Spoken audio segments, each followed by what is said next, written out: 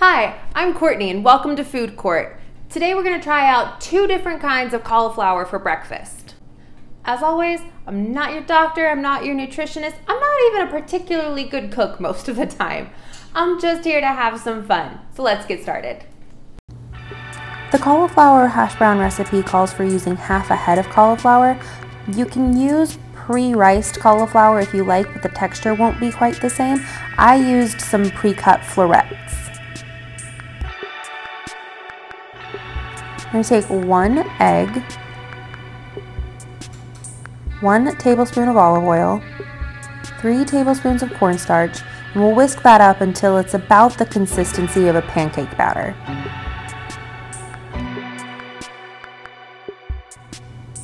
The next bit is half of a medium onion. It should be around a half cup diced. We'll add 1 cup of shredded cheddar and then mix it all together till it's evenly combined before adding our cauliflower back in.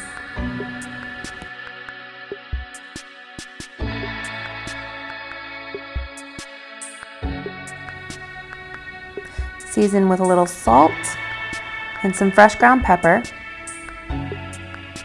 and then mix and make sure that that's all evenly in. We'll take a skillet over medium-high heat, spoon in about 1/4 of this, and then make it into a patty using the spoon. Cook each side for 5 minutes or until brown. This recipe serves 4, but I only made 2 patties for the purpose of this video and saved the rest for later. Here are the cauliflower hash browns. I haven't gotten to taste them yet, but they do have a nice crispy looking edge. I wouldn't guess it's cauliflower. They're really nice. Yeah, I think I'm gonna keep making these.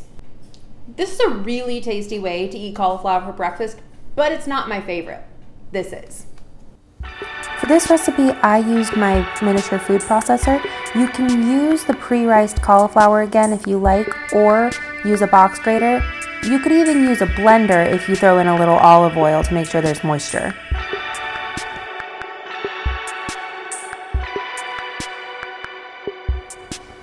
We'll add a little onion and then run it through the processor again to make sure that the texture is completely even.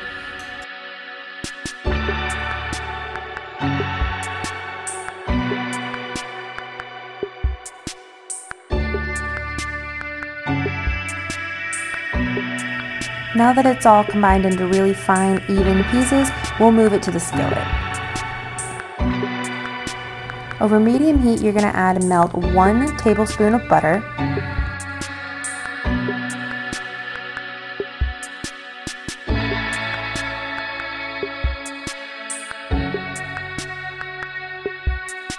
add the cauliflower and onion mixture,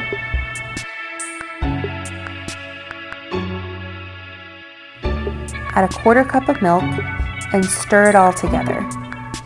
We're going to stir as we go repeatedly every time it comes to a hard simmer so that the milk doesn't bubble over and we make sure the whole thing is cooked evenly.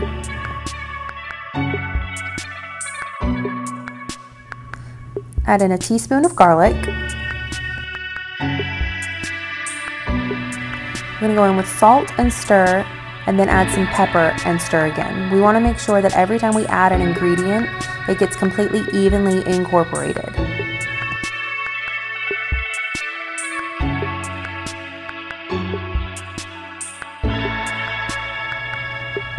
Give it a dash of cayenne. You can do this one to taste.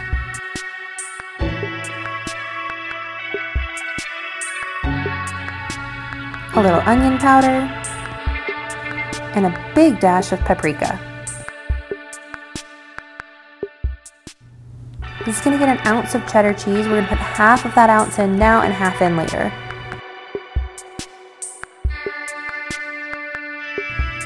And use some red pepper flakes to give it some extra kick.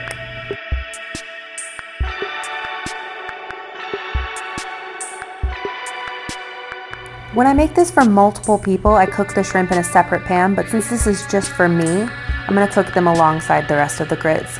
And then I'm going to top with the rest of the cheddar, and this is a Swiss Gruyere blend. I'm going to let that melt, add some jalapeños on top, and now it's ready to move to the plate. Et voila, my favorite Southern brunch dish. And for all my low carb, low country people, here we go.